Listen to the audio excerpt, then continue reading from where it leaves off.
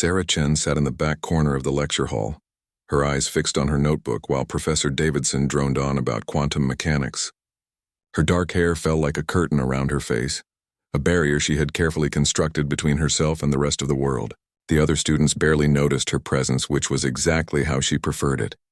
"Hey, look at the ghost girl," Marcus whispered loudly to his friends in the row ahead of her. "Does she ever talk, or is she mute?" His friend snickered, turning to glance at Sarah. She didn't look up, didn't react. Her pen continued moving across the page in steady, methodical strokes. This wasn't new. The teasing had started 3 weeks ago when she transferred to the university mid-semester. She was used to being invisible, and when she wasn't invisible, she was a target. "I bet she doesn't even understand what's being taught," another voice chimed in. "Probably just pretending to take notes." Sarah's hand didn't falter, but inside, a familiar coldness settled in her chest. It was the same coldness she had felt 2 years ago when everything changed, when she stopped being the girl who laughed easily and started being the girl who survived. After class, she gathered her belongings slowly, waiting for the lecture hall to empty. It was safer that way.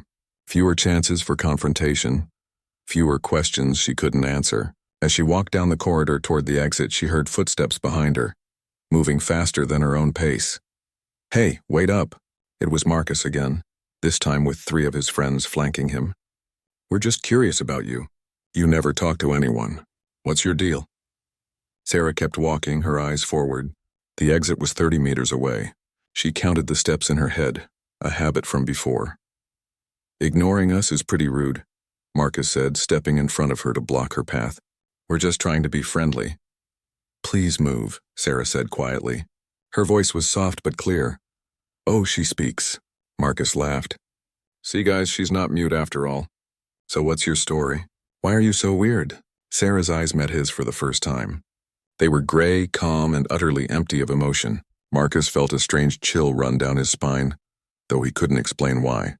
There was something in that gaze that didn't belong to a typical college student. "I'm not weird," Sarah said. "I just prefer to be left alone." "That's definitely weird," one of Marcus's friends said.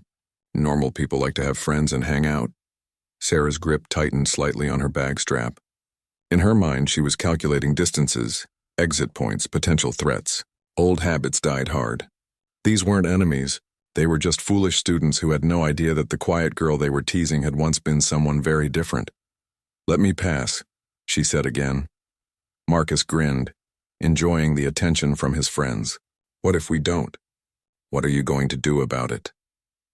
Before Sarah could respond, a professor walked around the corner. Marcus and his friends immediately stepped aside, suddenly interested in their phones.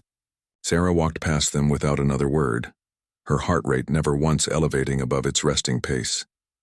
Outside, the autumn air was crisp and cool. Sarah breathed deeply, letting the tension drain from her shoulders. The university campus was beautiful, with old brick buildings and trees turning gold and crimson. It was so far removed from her previous life that sometimes it felt surreal. She walked to the small apartment she rented off campus, a modest place on the 3rd floor of an old building. Inside it was sparse. A bed, a desk, a few books, and a locked closet that she never opened unless absolutely necessary. She had learned to live with less, to be ready to move at a moment's notice if needed. Sarah made herself tea and sat by the window, watching the street below. A couple walked by laughing. A dog chased a ball in the small park across the road.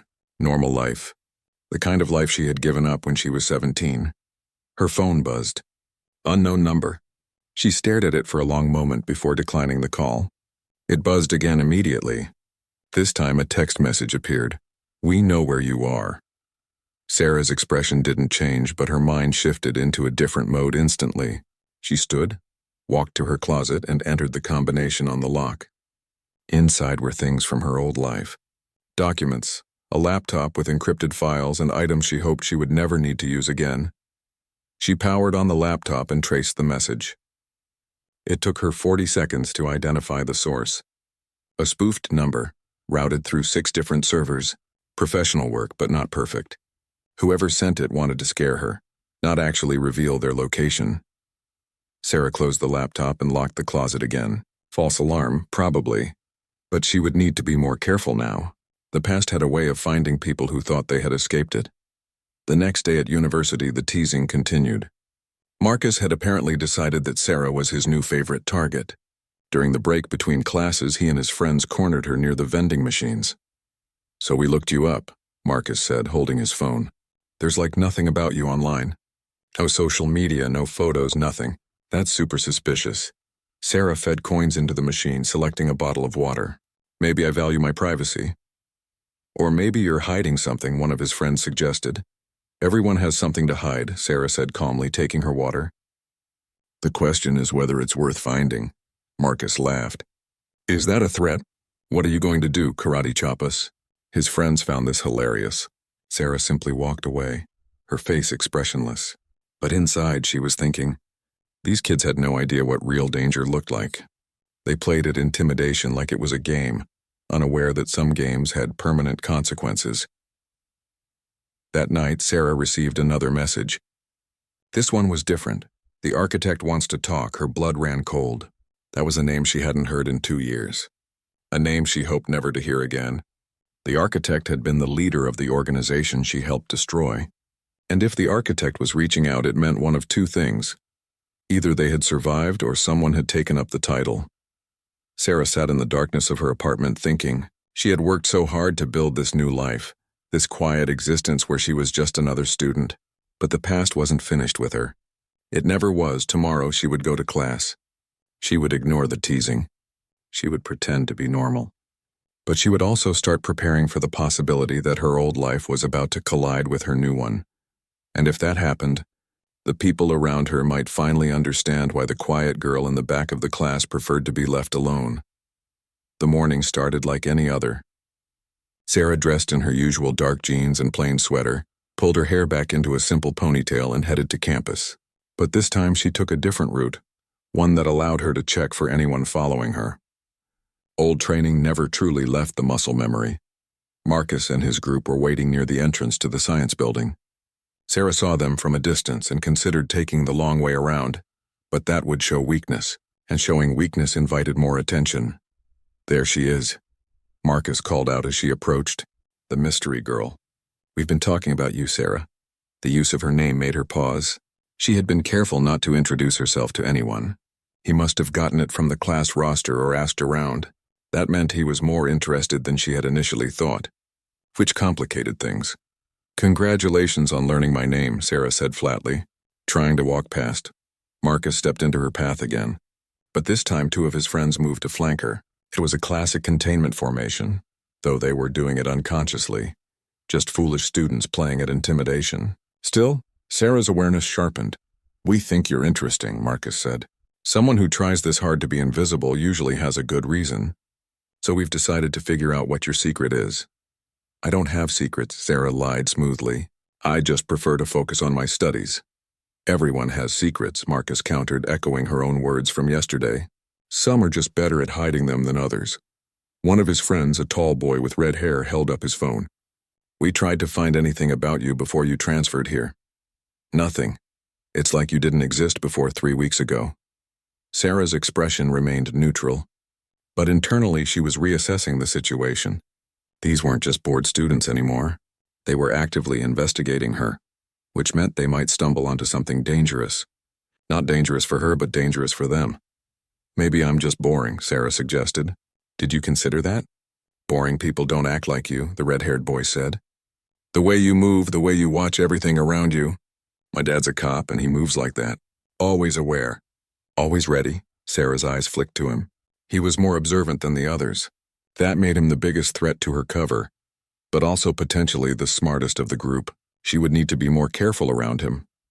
"I should get to class," Sarah said, attempting to move past them again. This time Marcus grabbed her arm. It wasn't aggressive, just meant to stop her, but it was a mistake. Sarah's body reacted before her mind could override it. In one smooth motion, she rotated her wrist, breaking his grip, and stepped back into a defensive stance. The movement was so fast and precise that all 4 students froze, suddenly aware that something was very wrong. "Don't touch me," Sarah said quietly, forcing herself to relax her posture. "Please, Marcus Rubby." His wrist, looking confused and slightly alarmed. "How did you do that?" "Self-defense classes," Sarah said quickly. "I get nervous when people grab me." It was a plausible excuse, and they seemed to accept it, though the red-haired boy was watching her with renewed interest. Sarah used their moment of confusion to walk away quickly, disappearing into the building. In the bathroom, she locked herself in a stall and took several deep breaths. That had been sloppy. She had reacted on instinct, and instinct revealed training. Training revealed a past. She couldn't afford mistakes like that. Her phone buzzed. Another message from the unknown number. Impressive reaction time. You haven't gotten soft. Someone was watching her. The realization sent a chill through her that had nothing to do with fear and everything to do with calculation. If they were watching, they would have seen the incident with Marcus. They would know where she lived, where she studied, possibly who she interacted with. Sarah pulled up the encrypted messaging app she hadn't used in 2 years. Her fingers hesitated over the keyboard before she typed a single word. Why? The response came within seconds. Because the job isn't finished. We found 3 survivors. Sarah closed her eyes. 2 years ago, she had been part of an operation to take down the Nexus, a shadow organization that trafficked in information, weapons, and people. The operation had been brutal and thorough. She had been told that everyone at the top level had been eliminated. Apparently, that information had been wrong. Not my problem anymore, she typed back. They're making it your problem. They know you were instrumental in the takedown. They want revenge. Sarah deleted the conversation and powered off her phone. She sat in the bathroom stall, listening to other students come and go, their conversations mundane and carefree. They worried about exams and relationships and whether they would get into graduate school. Their biggest problems were so beautifully ordinary. When she finally emerged, she went to class but couldn't focus on the lecture. Her mind was working through scenarios, escape plans, contingency measures. If there were survivors from the Nexus and if they knew where she was, then staying at the university put everyone around her at risk. After class, she found Marcus and his friends waiting outside again. This time their attitude was different. Less mocking, more curious. Hey, Marcus said, approaching more cautiously. About earlier, I'm sorry. I shouldn't have grabbed you. Sarah studied him. He seemed genuine. It's fine. I overreacted. No, you didn't, the red-haired boy said. That wasn't an overreaction. That was trained response, military or law enforcement level. Sarah met his eyes. You're reading too much into it, am I? He challenged. Because my dad taught me to notice things, and I noticed that you case every room before you enter. You always sit with your back to the wall and facing the entrance. You never use the same route twice in a row. Those aren't habits normal students have.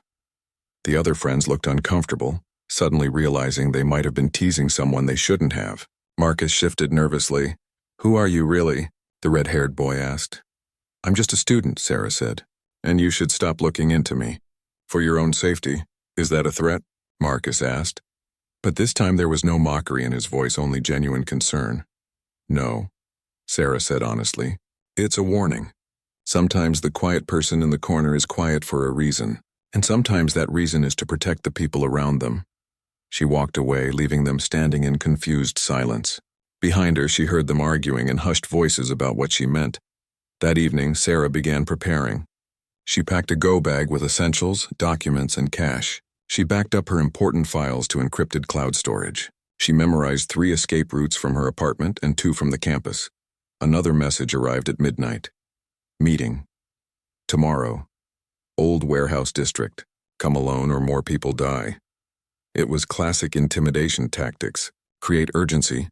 Isolate the target, control the environment. Sarah had seen it dozens of times. She had even used similar tactics herself when she was operational. The question was whether to go or to run. Running meant abandoning the life she had built, starting over somewhere else, always looking over her shoulder. Going meant confronting the past directly and potentially ending it permanently. Sarah looked around her small apartment. It wasn't much, but it was hers. She had fought hard for the chance to be normal, to be invisible, to be just another student worried about grades in the future. But normal wasn't an option anymore. The past had found her, and it wouldn't stop until someone won. She pulled the closet open and took out the items she had hoped never to use again. There was a resignation in her movements, but also a cold determination. If the Nexus wanted her, they would get her. But they would get the version of her they had created, the one who had helped bring down their organization. The quiet girl was about to remind some very dangerous people why they should have left her alone. Sarah didn't sleep that night. Instead, she sat at her desk, studying satellite images of the warehouse district on her encrypted laptop. The area had been abandoned for years, perfect for a clandestine meeting. Multiple entry points, lots of cover, and far enough from residential areas that gunfire wouldn't immediately draw police attention. It was a trap, obviously. The question was what kind of trap and how many people would be there. She analyzed the terrain, marked escape routes in red, potential ambush points in yellow, and optimal defensive positions in green. By dawn, she had memorized every detail. Her phone rang at 6 a.m. Unknown number, but different from the previous ones. "Don't go," a woman's voice said. "It's a kill box. They have at least 12 operatives waiting."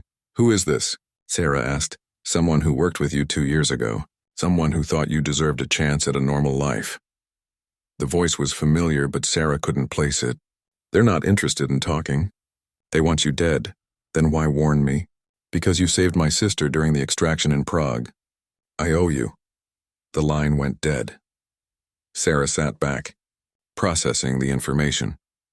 Prague. That had been one of the final operations against the Nexus. They had rescued 17 people from a trafficking hub, including a young girl who had been taken from her family. Sarah remembered carrying her out of the building while gunfire echoed behind them. 12 operatives was significant. The Nexus was putting serious resources into eliminating her. That meant the 3 survivors must be high-ranking members, possibly even members of the council that had run the organization. She couldn't run. If they were willing to commit this many resources, they would keep hunting her. Better to face it now on her terms than to live constantly looking over her shoulder. Sarah went to class, maintaining her routine. Marcus and his friends kept their distance, though she caught them watching her occasionally. The red-haired boy, whose name she learned was Daniel, seemed particularly interested. During lunch, Daniel approached her alone while she sat under a tree, reading. "My dad ran your description through some databases," he said, sitting down uninvited. "Nothing came up. No criminal record, no military service, not even a parking ticket. That's impossible for someone your age." "Maybe I'm just law-abiding," Sarah said, not looking up from her book. "Or maybe your records were scrubbed. That's what happens with protected witnesses or intelligence assets." Daniel leaned forward. "Which are you?" Sarah finally looked at him. He had intelligent eyes and the determined expression of someone who wouldn't let go of a mystery. In another life, she might have appreciated his persistence. In this one, it was dangerous for both of them. "Do you know what's worse than being curious, Daniel?" Sarah asked quietly. "Being right. Sometimes the truth is more dangerous than ignorance. I can handle the truth, can you?" Sarah closed her book. "What if I told you that the quiet girl you and your friends have been teasing used to do things that would give you nightmares? What if I told you that I've seen things and done things that no college student should ever have to think about? Would you still want the truth?" Daniel's confidence wavered slightly. "Are you saying you're dangerous?" "I'm saying that I came here to escape being dangerous. I came here to be normal, and your curiosity is threatening the only peace I've had in years. I don't understand." "You don't need to," Sarah said, standing up. "Just trust me when I say that you and Marcus and your other friends should forget about me. Forget you ever noticed anything strange. Live your normal lives and be grateful that the most exciting thing in them is wondering about a quiet classmate." She walked away, leaving Daniel sitting under the tree, confusion and concern written across his face. That afternoon, Sarah skipped her last class and went to prepare. She visited 3 different stores paying cash for various items. A burner phone, black clothes, medical supplies. Nothing that would raise suspicion individually, but together they painted a picture of someone preparing for violence. Back at her apartment, she laid everything out on her bed. From her closet, she retrieved items from her old life: a tactical vest, modified to be concealable under normal clothing, a knife perfectly balanced for throwing or close combat, and a small pistol, broken down and hidden in pieces throughout the closet. Sarah assembled the weapon with practiced efficiency, checking the mechanism and loading it. The familiar weight in her hand brought back memories she had tried to bury: the sound of gunfire, the smell of blood, the cold calculation required to survive in a world where hesitation meant death. She looked at herself in the mirror. The quiet girl stared back at her, but behind her gray eyes, someone else was awakening. The operative. The survivor. The weapon that the Nexus had helped create through 2 years of brutal conflict. At 9 that evening, Sarah left her apartment dressed in black, the tactical vest hidden under a loose jacket. She took a taxi to within a mile of the warehouse district, then walked the rest of the way using shadows and abandoned buildings for cover. The warehouse loomed ahead, dark and silent. Too silent. Professional silence where even the ambient noise seemed suppressed. They were here, waiting. Sarah circled the building, observing from a distance. She counted 4 sentries positioned at strategic points, trying to appear casual but failing. Their postures were too alert, their positions too perfect. Amateurs trying to act like professionals, that was interesting. The Nexus had always used elite operatives. Why send inferior personnel to take her out? Unless they were bait. Unless the real threat was somewhere else. Sarah's blood ran cold. Her apartment. They knew she would scout the warehouse first. While she was here, they could be planting explosives or waiting to ambush her when she returned home. She was about to leave when her new burner phone buzzed. A text from another unknown number. "We have your friends from university, the boy named Marcus and 3 others. If you want them alive, come inside within 10 minutes. Sarah's jaw clenched. They must have been following her and noticed Daniel talking to her earlier. They tracked him back to Marcus and the others, grabbed them as leverage. Civilians pulled into a deadly game they didn't understand. This changed everything. Sarah couldn't walk away now, not with innocent lives at stake. Lives that were in danger only because she had tried to hide among normal people. She checked her watch. 8 minutes. Sarah moved quickly, approaching the warehouse from an unexpected angle. She climbed onto a shipping container, then onto the roof of the adjacent building, giving her a vantage point over the main entrance.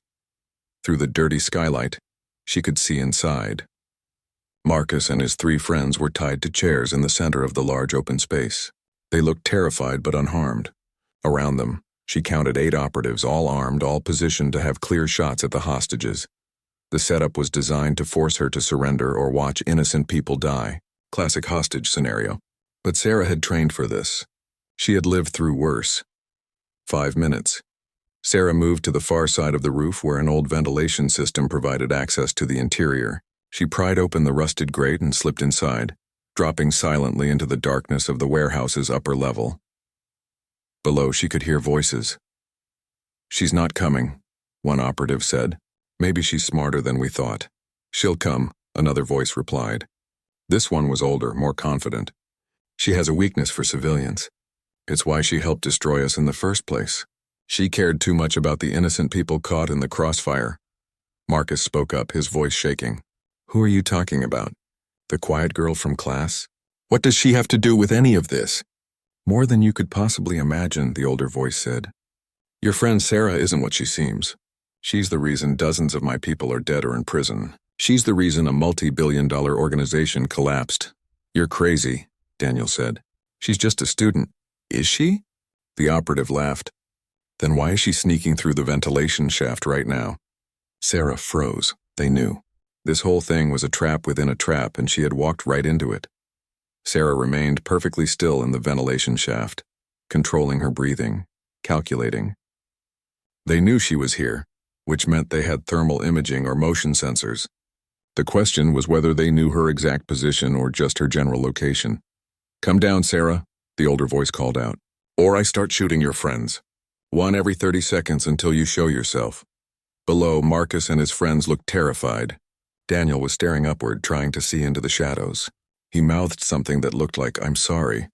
Sarah's mind raced through options. She could try to take out the operatives from her elevated position, but the angles were poor and there were too many of them. The moment she revealed herself, they would use the hostages as shields. She could attempt an escape and call the police, but they would kill the students before authorities arrived. The only option was to give them what they wanted. Her. 20 seconds, the voice called. "Then the red-haired one dies first. He's the one who was asking questions about you, wasn't he? His curiosity ends here." "Wait," Sarah called out, her voice echoing in the warehouse. "I'm coming down. Weapons first. Drop them where we can see them." Sarah unholstered her pistol and dropped it through the ventilation grate. It clattered on the concrete floor below. Then her knife. The operatives watched them fall, satisfied. "Now you." Sarah climbed down a support beam, her movements controlled and graceful. As she descended into the light, Marcus and his friends stared at her in shock. She wasn't the quiet, uncertain girl from class. Her expression was cold, her movements precise, her entire demeanor transformed. "Sarah," Marcus whispered. "What's happening?" She didn't answer, focusing on the operatives around them. 8 visible, but she suspected more in the shadows. The older voice belonged to a man stepping forward from behind a stack of crates. He was in his 50s, gray hair, expensive suit, and the calm confidence of someone who had been powerful for a long time.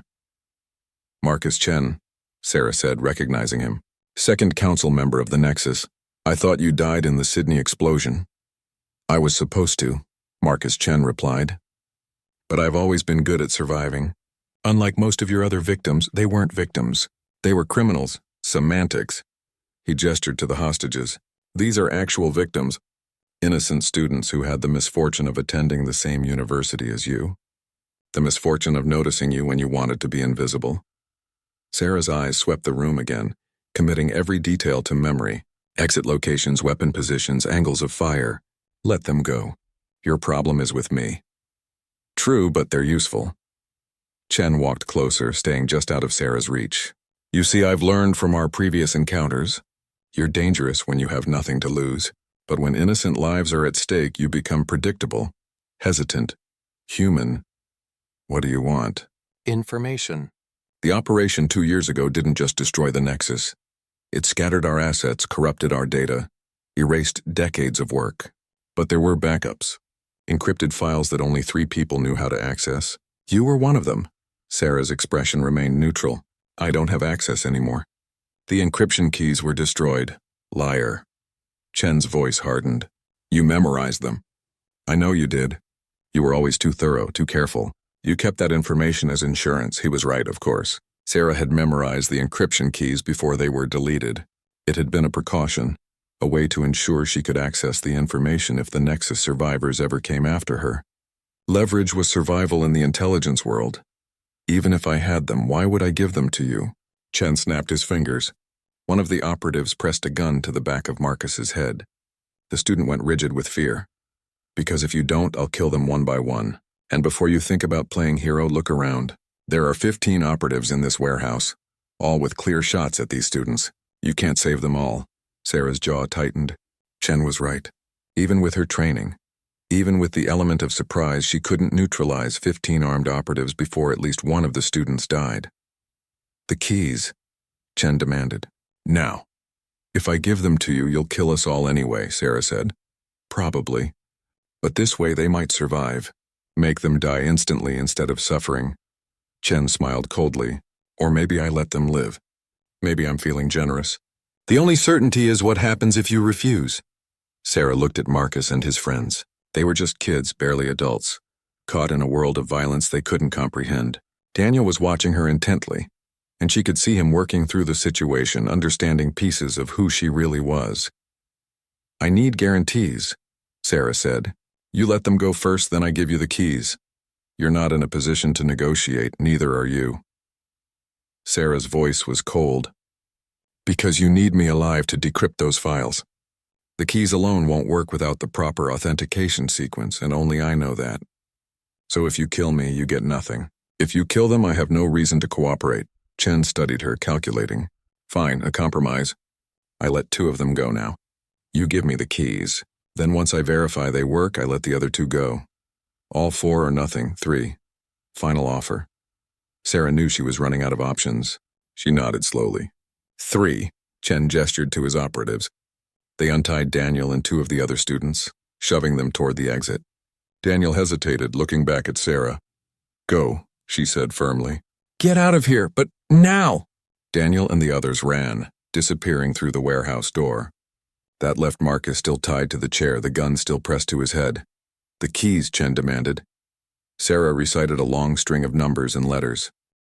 An encryption key that would theoretically unlock the Nexus backup files. Chen pulled out a tablet and began entering the sequence. While he was distracted, Sarah was counting operatives and measuring distances. 13 visible now that 2 had left with the students. Still too many, but better odds than before. Chen frowned at his tablet. "This isn't working." Because I gave you the decoy key, Sarah admitted. The real one requires two-factor authentication. Chen's face darkened with rage. He raised his hand, about to signal his operatives to fire, when an explosion rocked the warehouse. The main entrance erupted in flames and smoke, and suddenly the building was filled with chaos. Armed figures in tactical gear stormed through multiple entry points, shouting commands. The Nexus operatives spun, trying to respond to threats from multiple directions. Sarah didn't waste the opportunity. She dove forward, sliding under the nearest operative's line of fire, and grabbed her pistol from where it had fallen. 2 shots, center mass, the operative went down. She rolled to cover, came up firing, dropped another one. The warehouse became a war zone. Gunfire echoed off concrete walls. Sarah moved through the chaos like a dancer, each motion purposeful and deadly. She reached Marcus, cut his bonds with her retrieved knife, and pushed him toward cover. "Stay down," she ordered. "What the hell is happening?"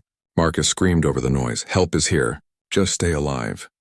Sarah moved back into the fight. She recognized the tactical gear on the newcomers. Federal agents, probably FBI or a specialized task force. Someone must have tracked the Nexus activity and decided to raid the meeting. Chen was trying to escape through a back exit, 2 operatives covering his retreat. Sarah sprinted after him, weaving through the firefight. An operative stepped into her path and she disarmed him in 2 moves, using his own weapon to take down his partner. At the back exit, Chen turned, pistol raised. "You should have given me what I wanted." "You were never going to let them live," Sarah said, her own weapon trained on him. "True, but now you've lost anyway. The other survivors are still out there and they know where you are. This isn't over." Before Sarah could respond, Chen raised his gun toward her. She fired first, instinct and training taking over. Chen fell, clutching his shoulder, his weapon clattering away. Federal agents swarmed in, securing Chen and the remaining operatives. A woman in tactical gear approached Sarah, holding up a badge. "Agent Rivera, FBI. Sarah Chen, you need to come with us." "The student," Sarah said urgently. "Marcus, is he safe?" "He's fine. All 4 students are safe. You kept them alive long enough for us to arrive." Rivera studied Sarah carefully. "You were good out there, very good. Almost like you've done this before."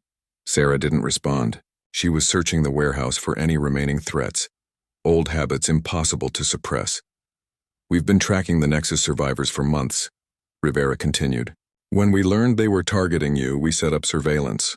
The moment they grabbed those students, we moved in." "How did you know about me?" "We didn't, not really. Just that someone instrumental in taking down the Nexus had disappeared. Someone who wanted to be left alone." Rivera gestured around at the carnage. "Seems like they couldn't leave you alone." Sarah watched as agents hauled Chen to his feet, reading him his rights. The warehouse was finally secured, the threat neutralized, but Chen's words echoed in her mind. There were other survivors out there. This battle was won, but the war wasn't over. The FBI field office was cold and sterile, nothing like the chaos of the warehouse. Sarah sat in an interrogation room, though Agent Rivera insisted it was just a debriefing. A cup of terrible coffee sat untouched on the metal table before her. Through the one-way mirror, she knew people were watching, analyzing her, trying to piece together who she really was. They would find very little. Her records had been scrubbed 2 years ago as part of her agreement with the agency that had recruited her when she was 17. Agent Rivera entered with a thick folder, sitting across from Sarah with a tired sigh. "You're an interesting person to investigate. According to official records, Sarah Chen didn't exist until 3 weeks ago when you enrolled at the university. Is that a question?" "More of an observation." Rivera opened the folder, revealing heavily redacted documents. "But when I dig deeper using access most agents don't have, I find references to someone matching your description. Someone who was involved in over 30 operations against the Nexus. Someone who was instrumental in bringing down one of the most dangerous criminal organizations in modern history." Sarah remained silent, her gray eyes giving nothing away. "You were 17 when they recruited you," Rivera continued. "Your parents were killed by Nexus operatives during a mission that went wrong. Instead of foster care, someone in the intelligence community saw potential in a brilliant, angry teenager with nothing left to lose. If you already know everything, why am I here? Because I want to hear it from you. I want to know how a girl barely out of high school became one of the most effective operatives against organized crime. I want to know why you walked away from it all to play college student. Sarah picked up the coffee, more for something to do with her hands than any desire to drink it. Have you ever been so deep in darkness that you forget what light looks like? That's what those 2 years were. Mission after mission, each one more brutal than the last. I did things that needed to be done, stopped people who deserved to be stopped, but somewhere along the way I stopped being Sarah and became just another weapon. So you quit. I survived long enough to earn my freedom. The agency agreed to give me a new identity, a chance at a normal life. All I had to do was disappear completely. Sarah's voice was hollow. I wanted to go to college, study something that had nothing to do with violence or death. I wanted to be invisible, just another student worried about exams and grades. But they found you anyway. I should have known they would. The Nexus had too many resources, too many connections. 3 survivors from the council is 3 too many. Rivera leaned back in her chair. Marcus Chen is talking. He confirmed there are 2 others. Elena Volkov and someone called the Architect, though that might be a title rather than a person. The Architect was the strategist, the one who planned everything. If the Architect is still alive, Marcus and Elena are just the beginning. There will be more attacks, more attempts on my life. That's why I'm here to make you an offer. Rivera pulled out a document. Come back.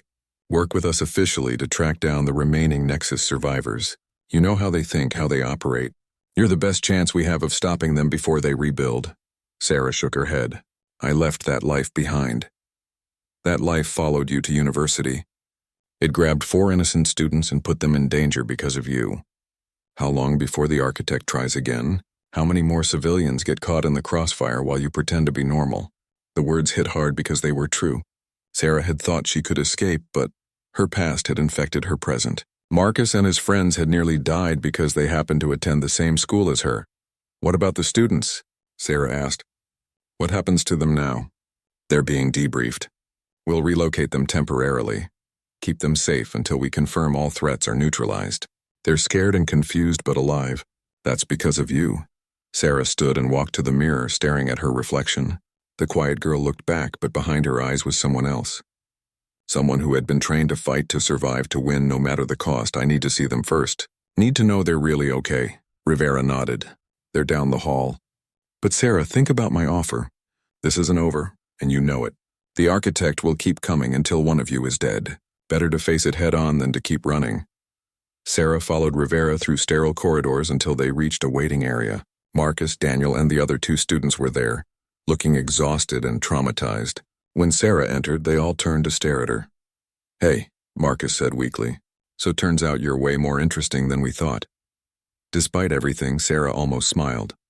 I tried to warn you. Daniel stood, his expression a mixture of awe and confusion. Who are you, really? Not just your name, but who are you? Sarah considered how to answer. These young people had been dragged into her world, had seen things they should never have seen. They deserved some truth. 2 years ago, my parents were killed by bad people. Very bad people. The government recruited me to help stop them. I did, or I thought I did. She paused. I came to the university to have a normal life, to be just another student. But my past caught up with me and you got caught in it. I'm sorry for that. You saved our lives, one of the other students said. The way you fought, the way you moved. It was like watching a movie, except it was real and terrifying. I didn't want you to see that side of me. I didn't want anyone to see it. Marcus walked over to her, still shaky but determined. For what it's worth, we were jerks. Teasing you. Trying to figure out your secrets. If we'd just left you alone like you asked, none of this would have happened. It would have happened eventually, Sarah said. They would have found another way to get to me. At least this way you're all alive. Rivera stepped forward. You kids need to understand something. What you witnessed tonight is classified. You can't talk about it to anyone. Not friends, not family, not even each other once you leave here. Do you understand? They all nodded, still processing the surreal situation. We're going to relocate you for a few weeks while we clean up this mess, Rivera continued. Consider it an unexpected vacation. When you come back, Sarah won't be there anymore. She'll have moved on and you'll never hear from her again. Can you live with that? Daniel looked at Sarah. Where will you go? Somewhere quiet, hopefully. Somewhere I can finally have the peace I've been looking for. But even as she said it, Sarah knew it was a lie. There would be no peace until the Architect and Elena Volkov were found. There would be no normal life while Nexus survivors plotted revenge. After saying goodbye to the students, Sarah returned to the interrogation room. Rivera was waiting with the offer document still on the table.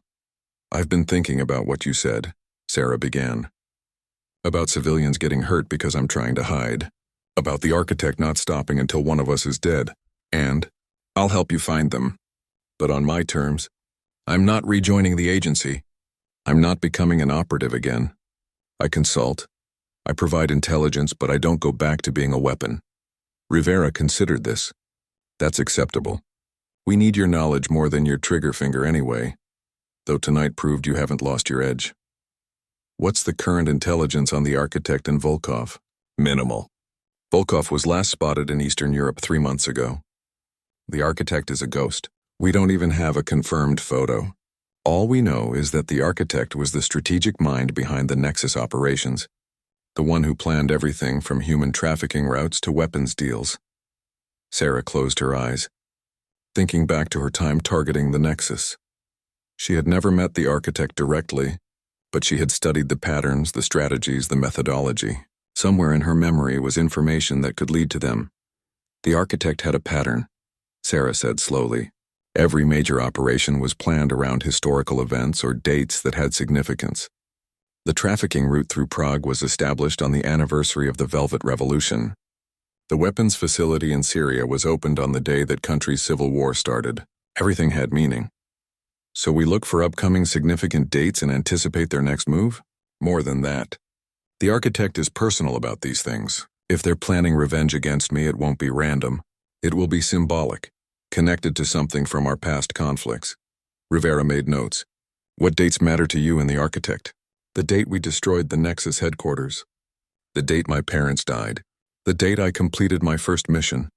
Sarah's mind was racing now, patterns forming. "But there's one date that matters most. November 13th. That's when I infiltrated their council meeting and stole the data that eventually brought down the entire organization. That's 3 weeks away, exactly." The architect is methodical. "They're not rushing this. They're building to something big, something that will happen on the anniversary of their greatest defeat." Rivera stood. "Then we have 3 weeks to find them first. Are you ready for this?" Sarah looked at the offer document on the table. By signing it, she was admitting that her dream of a normal life was over, at least for now. But if she didn't sign it, more innocent people would die. The architect would keep coming, and eventually luck would run out. She picked up the pen and signed her name. "Let's end this once and for all," Sarah said. "Let's find the architect." The task force headquarters was hidden inside an unremarkable office building downtown. From the outside, it looked like any corporate workspace, but the 3rd floor was dedicated entirely to tracking down the remaining Nexus leadership. Sarah walked through the secure doors, her new FBI consultant badge hanging around her neck. Agent Rivera introduced her to the team. 6 analysts, 3 field agents, and a technology specialist who looked barely older than Sarah herself. They all knew her reputation, and she could see the mixture of curiosity and respect in their eyes. "This is Ghost," Rivera said, using Sarah's operational codename. "She's going to help us understand how the architect thinks." Sarah approached the main display board, covered in photos, documents, and red string connecting various points. It was the physical representation of months of investigation with little progress. She studied it silently, her mind processing the information. "You're looking at this wrong," Sarah said finally. "You're treating the architect like a crime boss, someone motivated by money or power. But the architect was never about that." "Then what drives them?" one of the analysts asked. "Control. Order. The architect believed the Nexus wasn't a criminal organization but a necessary force for stability. They thought that by controlling information, weapons, and people, they could prevent larger conflicts. In their mind, they were making the world safer through controlled chaos." Sarah pointed to a series of operations on the timeline. "Look at the pattern. Every major Nexus operation coincided with political instability or potential conflicts. They weren't creating chaos for profit. They were trying to manage it, to direct it in ways they deemed acceptable." Rivera leaned forward, interested. "So the architect sees themselves as some kind of guardian? More like a chess player who thinks they're playing for the good of the world. When we destroyed the Nexus, we didn't just take down a criminal empire in their eyes. We removed the only force maintaining balance." Sarah's voice was grim. "That makes us the villains in their story. The team absorbed this information, seeing their investigation from a new angle. One of the field agents, a man named Torres, spoke up. If the architect is about control and order, then the revenge plot isn't just about killing you. It's about proving that chaos follows when the Nexus falls. Exactly, Sarah confirmed. The attack at the warehouse wasn't really about capturing me. Marcus Chen wanted the encryption keys, but the architect wanted to create a spectacle. To show that without the Nexus, even innocent students get caught in violence. Rivera pulled up a map on the main screen. We've been tracking Elena Volkov's movements. She's been recruiting former Nexus operatives across Eastern Europe, building a new network. That's not Volkov's initiative, Sarah said immediately. She was always the enforcer, not the planner. The architect is using her to rebuild while they work on the main objective. Which is? Sarah studied the dates on the timeline again, her mind working through the possibilities. November 13th is when I stole the data. But November 15th is when the coordinated raids happened. That's when Nexus locations across 12 countries were hit simultaneously. Over 300 operatives arrested, dozens killed, billions in assets seized. So which date matters more to the architect? Both. They're building to a 2-day event. Something big enough to prove that destroying the Nexus was a mistake. Something that will cause international chaos and make governments wish the Nexus was still around to manage things quietly. The technology specialist, who introduced herself as Hannah, pulled up her computer. I've been analyzing dark web chatter. There's been an increase in arms dealing and mercenary recruitment over the past month. Nothing that points to a specific target, but the volume suggests something major is being planned. Can you narrow down the location? Sarah asked. That's the problem. The communications are too scattered. Requests coming from Asia, Europe, South America. It's like they're preparing multiple operations simultaneously. Sarah felt a chill run down her spine. That's exactly what they're doing. The architect is planning coordinated attacks across multiple countries, just like we did to them.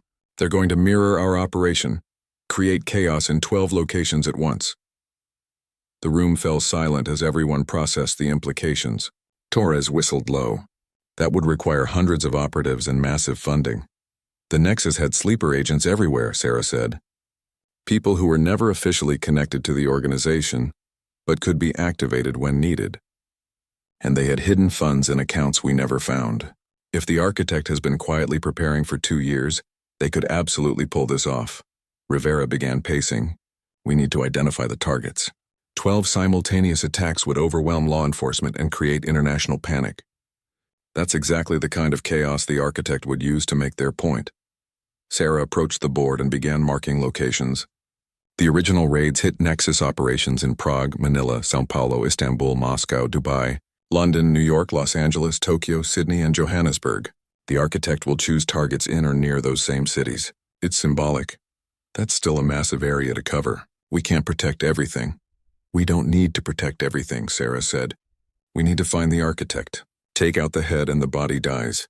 Volkov is rebuilding the network, but the architect is the mind behind it all.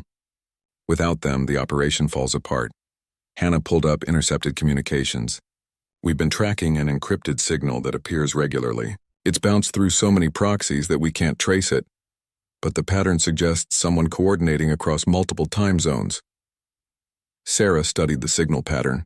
There was something familiar about it. A rhythm she recognized from 2 years ago. This is the architect. I've seen this pattern before. They use a specific encryption method out. Dated by modern standards, but nearly unbreakable without the right key. Do you have the key? No, but I know someone who might. Sarah pulled out her phone and dialed a number she had hoped never to use again. It rang 3 times before a familiar voice answered. I wondered when you'd call, the voice said. Dr. Raymond Scott, the cryptographer who had first cracked Nexus codes during the original operation. Heard you got pulled back into the game. I need your help, Ray. The architect is using the old encryption method. Can you still break it? Give me access to the signal in 12 hours. I'm rusty, but not that rusty. Sarah looked at Rivera, who nodded approval. Hannah sent the signal data to Dr. Scott's secure system. While they waited for results, the team continued analyzing potential targets. Torres pointed to a map of New York. If I wanted to create maximum chaos symbolically connected to the Nexus, I'd target either the UN headquarters or the Federal Reserve. Both represent international order and financial stability, exactly what the architect claimed to protect. Too obvious, Sarah countered. The architect is subtle. They choose targets that create cascading effects. Not the obvious symbol of power, but the infrastructure that makes power possible. She began marking new locations on the map. Power grids, communication hubs, water treatment facilities, transportation networks. The kind of infrastructure that, if disrupted simultaneously across 12 cities, would cause widespread panic without necessarily killing thousands. This is how you create controlled chaos, Sarah explained. You don't destroy the symbols. You disrupt the systems. Make people feel unsafe in their daily lives. Make governments look incompetent. Then offer an alternative, a new organization that can restore order. The Nexus returns as the solution to the problem it created. Rivera stared at the marked locations. That's diabolical. That's the architect. They think 20 moves ahead. We destroyed their organization, so they'll show the world why it was needed in the first place.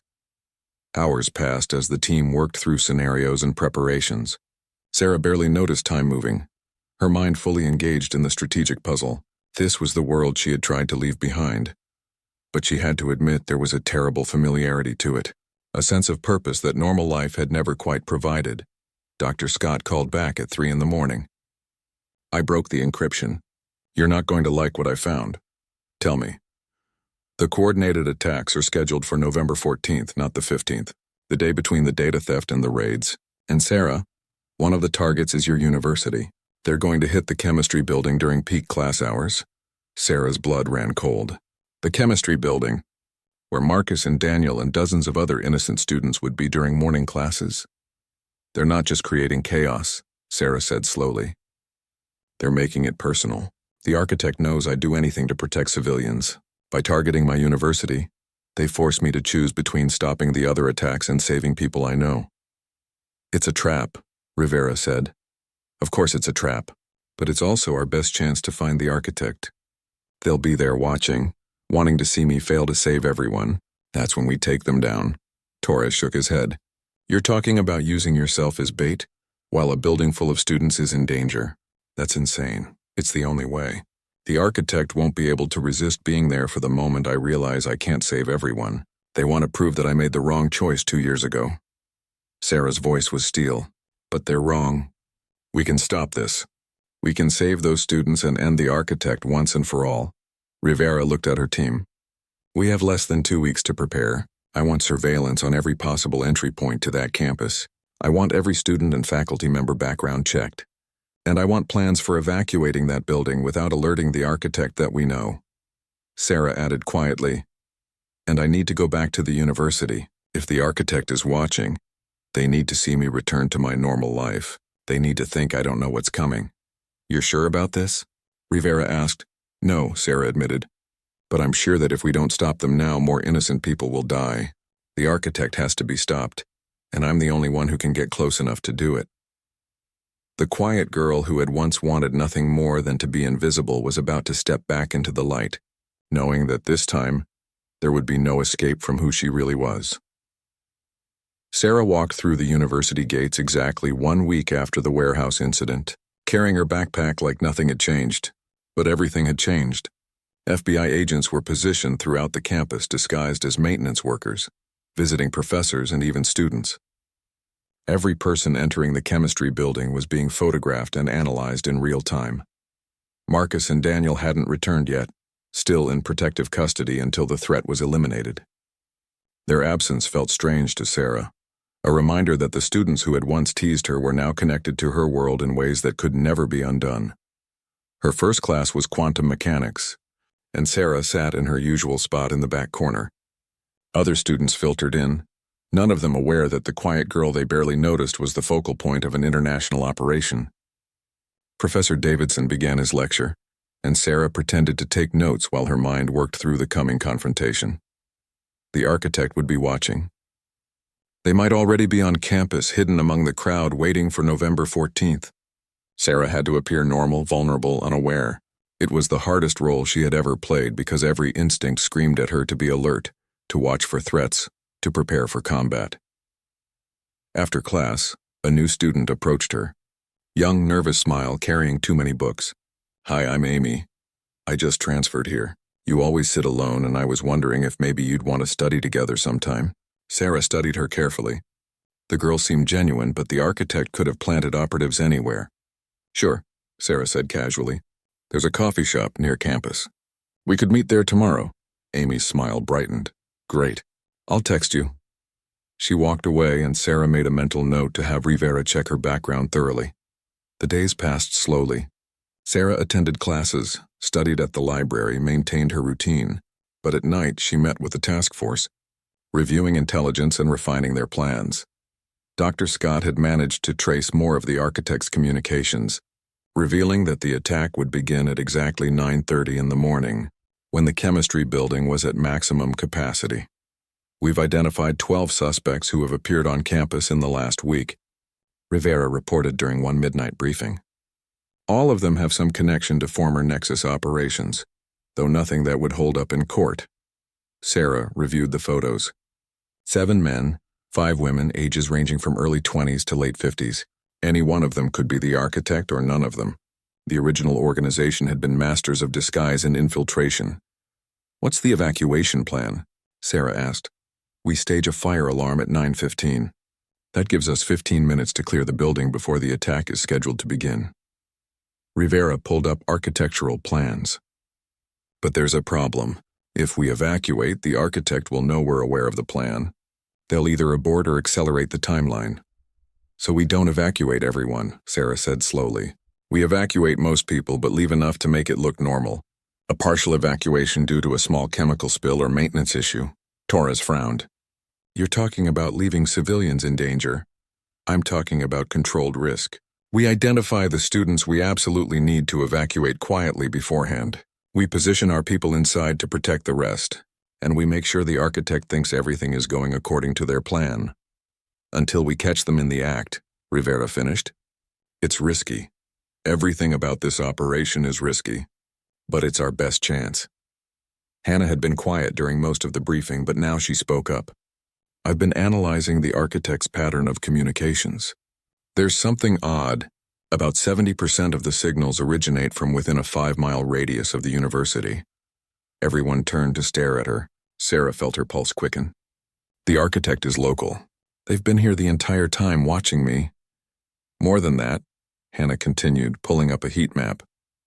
The signal strength suggests someone with access to the university's own network. Not a student necessarily, but someone with legitimate credentials. Sarah's mind raced through possibilities. Faculty, administration, maintenance staff, security. The architect could be any of them, hiding in plain sight while orchestrating an international operation. We need to narrow it down, Rivera said. Hannah, can you isolate which specific locations on campus the signals came from? Already did. Hannah displayed a building layout. 3 locations. The library, the administration building, and the chemistry building itself. Sarah stood and approached the screen. The chemistry building. They're not just targeting it randomly. The architect has been inside studying it, planning the attack from within. That's how they'll watch when it happens. They'll be there. November 13th arrived with gray skies and cold wind. Sarah woke early, running through the operation one final time in her mind. Today was the day she had stolen the data 2 years ago. The architect would be feeling the symmetry of it, the poetic justice of striking back on this anniversary. Sarah dressed carefully, choosing clothes that allowed freedom of movement but didn't look tactical. She checked the small earpiece hidden in her ear canal, the tracking device sewn into her jacket lining. If things went wrong, the task force would know immediately. At 8 in the morning, she received a text from an unknown number. Hello, Ghost, did you miss me? Sarah's hands remained steady as she typed back. Who is this? You know who. I wanted to talk before tomorrow's big event. 2 years ago today, you stole something precious from me. Tomorrow I'd take something precious from you. You don't have to do this. The Nexus is gone. Revenge won't bring it back. This isn't revenge, Sarah. This is education. You need to learn that some chaos can't be controlled. Some violence can't be prevented. You need to understand what you destroyed. Sarah forwarded the messages to Rivera immediately. Hannah would trace them, narrow down the source. But Sarah already knew what she would find. The architect was on campus close enough to watch her receive the messages, close enough to see her reaction. She walked to class, her senses hyper-alert. Every person she passed could be the architect, the janitor mopping the hallway, the professor rushing to her lecture, the security guard at his station. Any of them could be watching her, knowing what tomorrow would bring. In quantum mechanics class, Professor Davidson seemed distracted, his lecture less polished than usual. Sarah watched him carefully. He had been at the university for 15 years, respected in his field. No obvious connection to criminal organizations. But the architect was a master of the long game. 15 years was nothing if it meant the perfect cover. After class, Sarah approached him. "Professor Davidson, I wanted to thank you for your lectures. They've been really insightful." He seemed surprised. "Oh, well, thank you, Sarah. You're an excellent student. Very attentive, even if you do prefer to sit in the back." "I like having a clear view of everything," Sarah said, watching his reaction. For just a moment, something flickered in his eyes. Understanding? Recognition? It was gone too quickly to be certain. "A wise perspective," he said carefully. "One never knows what might happen in any given moment. Being prepared is always prudent." Sarah felt a chill. That phrasing, that tone, it was too deliberate, too knowing. She maintained her calm expression. "I'll see you tomorrow, Professor." "Tomorrow?" "Yes, tomorrow will be quite significant." Sarah left the classroom and immediately contacted Rivera. "I think it's Davidson. Professor William Davidson." Something he said, the way he said it. "He knows." "We're pulling his background now," Rivera responded through the earpiece. "Stay calm. If he is the architect, we can't spook him."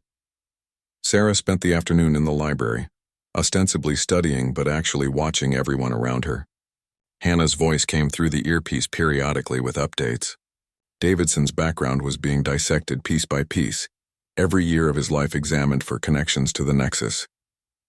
At 6 in the evening, Hannah's voice was urgent. "We found something. 15 years ago, before he was a professor, Davidson worked for a private research company in Prague. That company was a front for Nexus operations. He was there when your parents were killed during the mission." Sarah's breath caught. Her parents. They had died trying to extract civilian scientists who were being forced to develop weapons for the Nexus. She had never known the exact location, only that it was Prague. "He knew my parents," Sarah whispered. "He saw what happened to them." "More than that," Rivera said grimly. "According to the files, he helped orchestrate their deaths. He fed them false information that led them into an ambush." "Sarah, the architect isn't just targeting you for revenge against the Nexus, this is personal. He's been planning this since before you even joined the organization." The pieces fell into place. The architect hadn't just survived the fall of the Nexus. He had been preparing for years, building his academic cover, positioning himself close to where Sarah would eventually try to hide. He had known she would seek normalcy, education, a quiet life, and he had been waiting. Tomorrow's operation isn't about proving the Nexus was necessary, Sarah realized. It's about completing what he started with my parents. He wants to finish the job. "We're moving the operation up," Rivera decided. "Tonight. We arrest Davidson now before he can execute the attack." "No," Sarah said firmly. "If we arrest him now, we don't know if he's working alone or if there are other operatives ready to continue. We need to catch him in the act with proof of the planned attack. Otherwise he walks on some technicality and we never know how deep this goes. Sarah, he wants you dead. We can't let you walk into a trap. It's not a trap if we know it's coming." Sarah's voice was cold, determined. "Tomorrow morning we end this. The architect thinks he's orchestrating my downfall. Instead, he's orchestrating his own." That night, Sarah didn't sleep. She sat in her apartment, weapons cleaned and ready, reviewing every detail of the plan. The task force would be positioned throughout the chemistry building, hidden among students and faculty. The moment the architect made his move, they would close in, but Sarah knew it wouldn't be that simple. The architect had been planning this for 15 years. He would have contingencies, backup plans, ways to escape or take hostages. This would come down to a confrontation between them. The student who had destroyed his organization and the man who had killed her parents. Dawn broke gray and cold. November 14th. The day everything ended one way or another. Sarah dressed in layers, each one concealing defensive equipment. She checked her weapons one last time and then put them aside. She couldn't bring them to campus without risking exposure. She would have to rely on the FBI's weapons once inside, and on her own skills if things went wrong before she could arm herself. At 8:30, She left her apartment for what might be the last time. The streets were normal, people going about their daily lives, unaware that in 1 hour, a battle would begin that would determine whether evil or justice prevailed. Sarah walked through the university gates, past FBI agents pretending to be students, toward the chemistry building where the architect waited. The quiet girl who had once just wanted to be left alone was about to face the man who had destroyed her family and forced her into a life of violence. And when it was over, one of them would walk away and one of them never would. Sarah pushed open the doors to the chemistry building and stepped inside, ready to end what had started so many years ago. The architect was waiting somewhere in these halls, confident in his plan, certain of his victory. He was about to learn that the quiet girl had become something he never expected. Not a victim, not a weapon, but a force that would not be stopped. The girl who had taken down an entire secret organization was about to show him that some shadows cannot be controlled, some justice cannot be denied. And in that building on that morning, Sarah Chen would prove once and for all why they should have left the quiet girl alone.